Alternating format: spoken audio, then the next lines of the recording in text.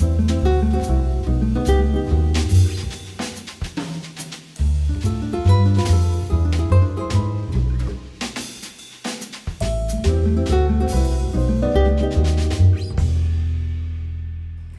I'm Christi Friesen, and guess what I'm going to show you today? I'm here at the Cool Tools studio because you need to know how to make your own mold.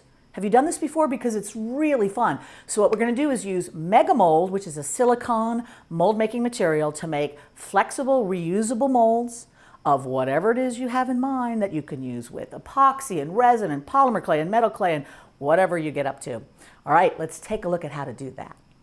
Okay, so first of all, let's look at the mold making material. This is the Mega Mold, and as you can see, it comes in lovely colors.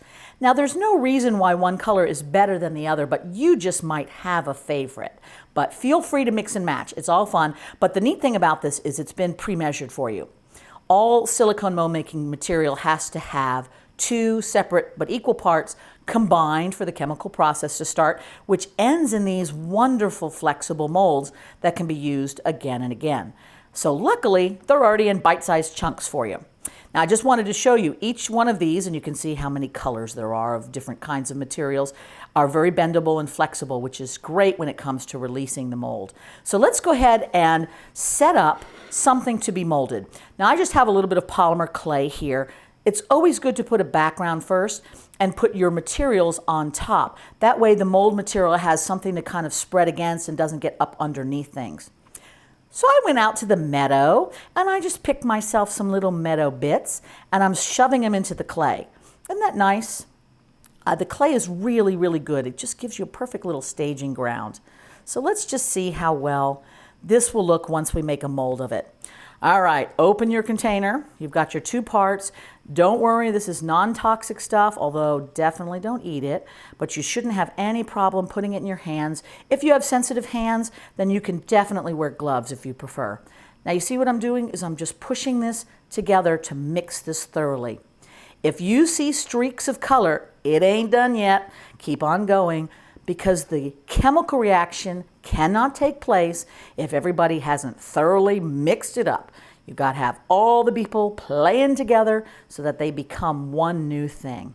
So as you can tell, there's still little bits of streaks in there, but pretty soon they will be gone. So you see what we've got now? We've got this funky fun stuff, all one color. Now what I usually do is I just kind of make it into a ball again so I can get rid of cracks and creases and stuff so that doesn't become part of my mold. And I'm going to lay it down on the surface and push. Some people take their material and put it on the top, but see, there's gravity. And gravity will just make that thing you're trying to mold sink down in, sometimes uneven. You get kind of a weird little double image. So I always like to go on the top down. That way gravity can fill in the gaps. All right, now you just leave it alone. Just leave it alone. Don't put it in the oven. Don't do anything crazy to it. It's going to take a little while to cure. And I have another one that I made earlier. You can tell when it's cured by if you stick your fingernail in it and it doesn't leave an impression, it's done. And then all you do is lift off your material. Sometimes you have to remove what you put in there, and that thing that you molded is still good to use. It's not going to ruin it. And now look what we have.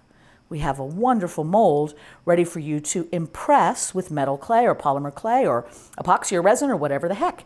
And I will show you how to do that next. Okay, so here we've got our finished mold of our lovely prairie. And I want to show you sort of what that looks like when it's all done. This is not the same mold, but you can see how there's flowers and things in here. And then this has been covered with Swellegant bronze. We've added some of the Tiffany patina. I'm going to show you all about how to do that. But look at how wonderful that looks. And this is a piece of polymer clay, but doesn't that look like metal? And of course, it's very lightweight, so that is fantastic.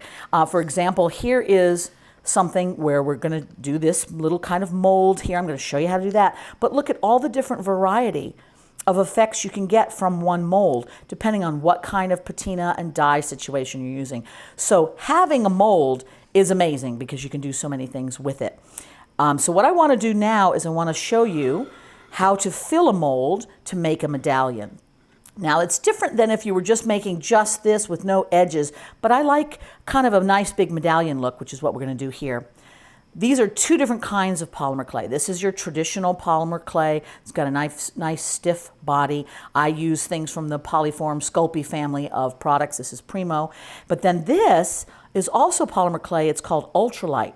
It's pretty much if marshmallows and polymer clay had a baby, this is what it would be.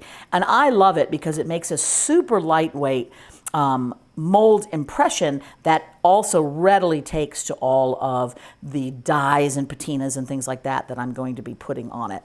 So the first thing I do is just kind of roll it. This you do not have to condition. For most polymer clays you would condition it. The ultralight you do not. And I'm going to roughly press it out into a nice thick medallion shape. And now all I'm going to do is kind of just put that on top of the mold. Now you see how I'm making the clay be on the top of the mold, not the other way around. I'm not doing it this way. And the reason is then I can kind of control what's happening. I can hold on to it, I can press it, I can make sure it's the right thickness, and then I'm just going to peel that right out of there. You want to work fairly quickly because sometimes that clay likes to kind of hang out in there longer than it should. And you notice it kind of curved as I pulled it out, and I'm just straightening it up with a minimum of touching. Now I have a lot of excess on here. If you don't like that, you can trim it off or make a smaller ball to start with, but look at that fun impression. Perfect. Now I'm going to show you how to use just the regular polymer in a mold that has finished edges, because you do a whole different thing with that. You're going to use a lot less clay because I want to fill it up without having to cut things off. Sometimes you've seen people do a mold and then they've just stuck a big bowling ball in there and they go crazy with the blade. If you see somebody do that, just gently take them aside and say, there's a better way. Because when you've got a razor blade coming in contact with your silicone, eventually you're going to start slicing into the mold, which is no fun. Now you see what I'm doing is I'm using a lot less, and I'm holding on to it because nothing sticks to silicone. That's the joy of this kind of material. So you've got to hang on to it because it's going to keep wanting to pop out. And what I'm doing is I'm just pressing this clay only to fill the mold. No overflow, no crazy big blob sticking out. And it may take you a couple times to kind of judge how much clay you need to fill the mold. So now, once I've gotten it all filled, look what I'm doing. I'm pushing it away from the edge. Do you see how I'm doing that? That's going to make sure that your edges are all beautiful and clean, and you do not have to trim, which is going to make your life so much easier. So once you can see edges all around, it's time to demold. And this is another nice thing about having this kind of a silicone to play with, is you really can bend it to release it. So I'm kind of bending it a little bit in there because it needs a little bit of encouragement. And there we go. Look at that. Isn't that perfect? Look at how nice that flower looks, and your edges are all done. It's ready for the next trick. Isn't that great? All right, so now you've got two different ways to create polymer impressions from those little molds that you either buy or make yourself. Okay, so you've made your mold, you've impressed your mold, you've baked that impression, and now we're ready to put the Swellegant on it. So the first thing you're going to do is glove up, and then we're going to get busy making it into a whole transformation to meadow-licious fun. Okay, so here's what we've got. We made our mold. We impressed it, and now it's baked. So that's something you should already have. You should have your little medallion in front of you.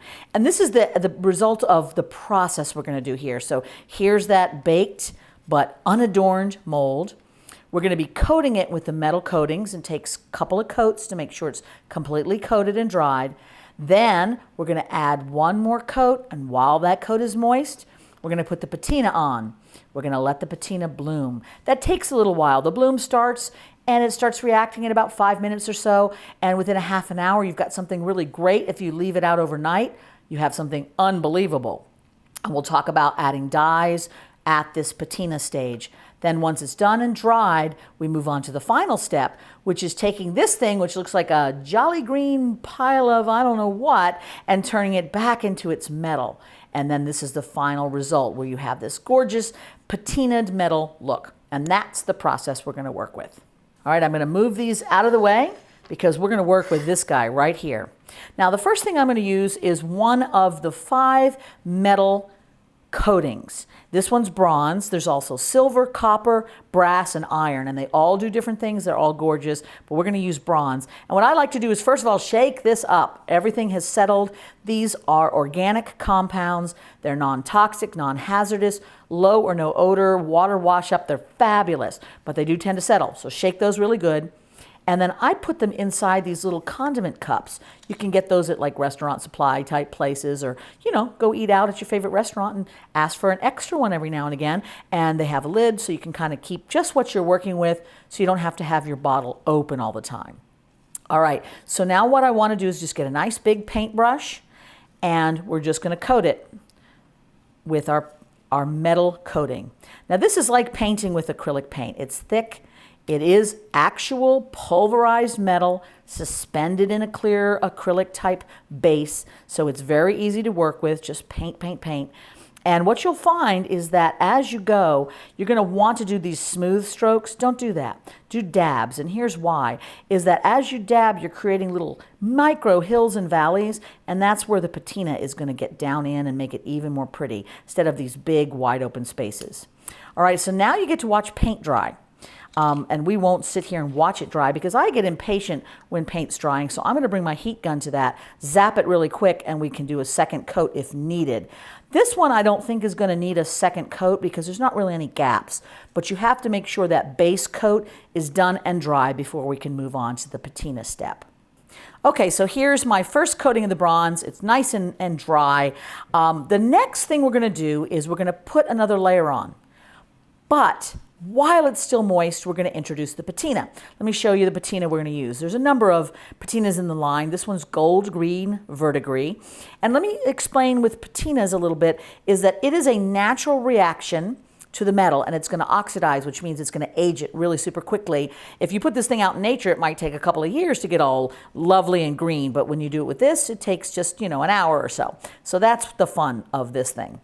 But because this metal coating is suspended in like an acrylic paint base, that kind of a base, when it dries, it's actually got like a plastic protection which will resist the patina operating. So that's why it's got to be moist. So I've got two things now. I've got my green gold verdigris that I've put into my container, so it's all ready for me. But I also put some in this little mister bottle. There's more than one way to apply the patina, which is what we're going to do next. All right, so what did I tell you? We're going to do this, and while it's still moist, we're going to add the next bit, right? All right, so that means you want to work fairly quickly so that everything stays moist. And if you're in a hot place, you might want to keep it cool here, or you might have to work in stages if it starts drying too quickly. But you can tell, when you look at it, you can tell if it's still moist. There, that is perfect. Shouldn't be any trouble whatsoever. And I'm actually going to take a little bit of paper towel and put this on top of the paper towel, because we're going to dump patina all over the place, and it'd be nice if it had somewhere to soak up. Clean my brush. Now there's two ways to apply the patina. One way is just to dip a big brush full and dab it on. You want to be careful about not moving it all over the place, because you're going to move that moist layer, right? And you don't want to do that. You want to just kind of flood it with your brush. The other way is, of course, you're using your little mister spray, and you can give it a little shot like that. That gives you a lighter coating. It's kind of a little easier to work with your sprayer, but sometimes you might want a big blob of stuff. All right, so now it's acting, it's doing its thing. So what you're going to notice is that, first of all, it's going to just get really sludgy and gross. And then little by little, that sludge is going to turn into sewage, which is great fun. And then that sewage is going to turn into pond scum. And then that pond scum is going to get mossy. And then it's going to get gorgeous. And you're going to go, yay, now I love it, because I was a little worried before. But while it's doing this, you have the option of adding all of these dyes. Now, this is the mini size. It also comes in a full studio size. But what the dyes do is they react with the patina to color your patinas in ways that that patina by itself would not normally do. So I was going to open that up and drop it on, but I think I will switch to my pre-fixed little containers, so it'll be a little less crazy. And I'm just going to take a little bit of that patina and drop it in to the process, because now we're getting some fancy fun. Let's do a little bit of that. Let's get a little bit of blue. This is your mad scientist. This is where you just embrace the chaos. I'm going to get a different blue. That one's something else. This one looks the same. I actually put little lettering on here so I would remember what I'm doing, which has worked out nicely today. And I'm going to pick up just a dab. Maybe we'll put a little bit of blue in here, and then we'll put a little white. So right now it looks really bold, like, oh dear, is that what she wants? No, it's not. But as that patina reacts, then these are all going to change and work together. Now I have one other trick for you. So you see how that's all kind of on the surface there? I like to come back with my patina spray one more time and give it a little, because what that will do is it'll kind of spread things out, make it a little bit less clumpy and a little bit more natural. All right, now we're just going to leave that alone. So right now it looks goofy. We're just going to let that do its thing, let the process blend, and at the end of that process, you're going to end up with something like this, but with just a few more colors to it.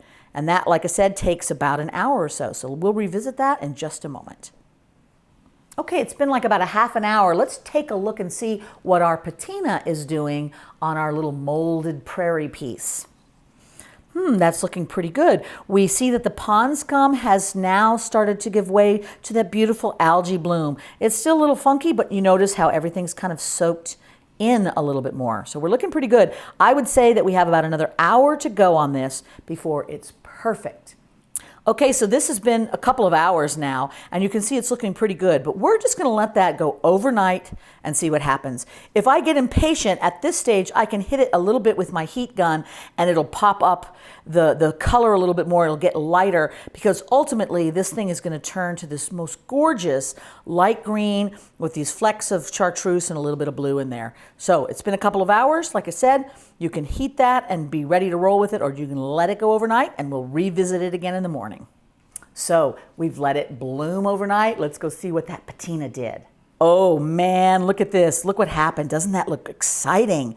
And it kind of looks like a big green turd, but it's a green turd with potential. Look at this beautiful whiteness here, a little bit of blue inside here, some of that funky green. Remember we put that on there? All right, so now we want the prairie to bloom out from all of this potential. So we're going to do our usual trick. We started with the bronze. So I'm going to use the bronze Swellegant here, which is this one right here. And probably as we go along, I'm going to want to add some copper highlights. Brass highlights. You could use copper as well, but I'm going to use brass just to kind of bring out a little bit of a glow with that, which is what we've got here. We'll start with our bronze, and I'm doing my paste trick where I just put a little bit of the metal coating on a paper towel and kind of rub it around until all that moisture goes away. I want just a thick paste with not a lot of excess water on my fingertips so that I can just brush that on. Now I'm picking this up a little bit so I can get to all the angles. What do you think so far? Now take a look. See how it's starting to come up, but I still have some leaves there that I don't see. Let's try and get those now. Let's get a little bit more here. I'm doing a two-fingered rub today. No particular reason, just what I feel like. All right, and there we go. Spin it around. Remember that you can control the angle that you're working on. I like to rub away or towards myself, one or the other. So I try to move this around so I can keep having that motion. All right, do you see how? I got a little extra there that I don't want. I'll just smooth it in. Do you see how those colors are starting to pop up? And you can start to see the little prairie involved. But we want to have a little bit brighter color.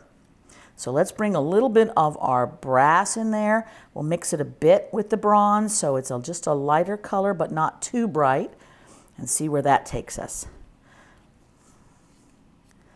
Now every time you put a little layer on, that metal is going to feel brighter and brighter. So every coat just increases the intensity of that metal. All right, now take a look at what we've got. You've got sort of a nice little morning glow here and just the hint of that in the meadow. Nice little flowers poking their heads up. All right, let's get just a teeny bit more of that brass and pop it just a bit more. There we go. How do you like that? Looking pretty good, I think. Just a bit here. These are very delicate details, so you have to hit them very lightly or you'll get just a big smear of the Swellegant. Now remember, As you go along, at first you might not be really good at this sort of rub process, and you can use a dry brush or a Q-tip or other things, but if you just blow it and everything gets covered, don't worry about it. Let it dry and then just recover it completely and start the patina process all over. One thing that I have found is the more patina that I put on a piece, the more metal clays, the more dyes, building up layer after layer after layer, the more I like it. So there really isn't any way that you can wreck it. If it doesn't look like what you want, you're just not done yet. That's all. So now I want to maybe intensify the contrast a bit so that my flowers really stick out. So what I'm going to do is come back to this blue color, which was my Caribbean blue dye. And I'm going to add a little bit of that in the background, which is the fun part of the dye. You can use it as part of the mixture, which we did when the patina is operating, but you can also use it as a little watercolory type effect afterwards. And you can use the dye just straight, or you can mix it with a little bit of sealant if you want to make sure that it really grabs and isn't movable when you go to put your final coating of sealer on there. Now look at how immediately having a little of this extra blue makes these colors and details really jump. Look how much now I can see of that little leaf, which I couldn't before. So don't overdo it because you'll obscure all of your lovely patina. Or like I said, you overdo it, guess what? You just keep adding until you like it. You're never finished until you want to be. Okay, now look at the difference there. Just by adding that extra blue, that whole thing pops. And what I want to do now is I want to hit this with the heat gun just to dry it really quickly so I can take a look at it and see if I need to do one last little coat so that some of this blue that snuck into my brassy area, I can re-hit it with another brass. So I'm going to hit it with the heat gun, come right back, and give it its finishing touch.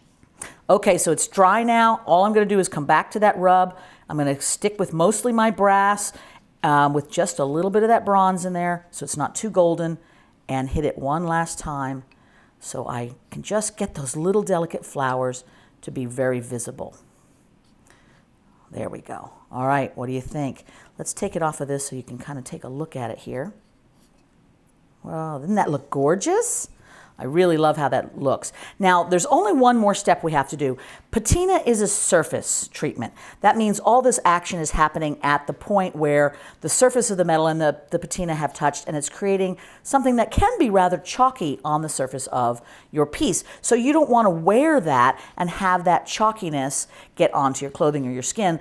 And you also don't want anything to change over time. Even though the metal is sealed inside of its clear acrylic base, it still has some pieces that are out there in the air and that can continue the patina process, and you've already got it how you want it. You want to keep it that way. So what we're going to do is we're going to use this sealant again. That's not the sealant. Let's find it right here.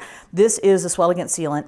It's a matte finish. It's a urethane, non-toxic, low odor, water wash up, really nice to use. And that's my sealer of choice, but there are other things you can do. You can use Renaissance wax. That works really fantastic. I like Renaissance wax as well. The only drawback with this is if you have anything in here that's water soluble, like you've used your dyes, but you didn't put sealant in them while you were working with them, they're going to be apt to move around once the moisture of the wax hits them. So if you've sealed everything, now the patinas and the metals, no problem, but the dyes can wander.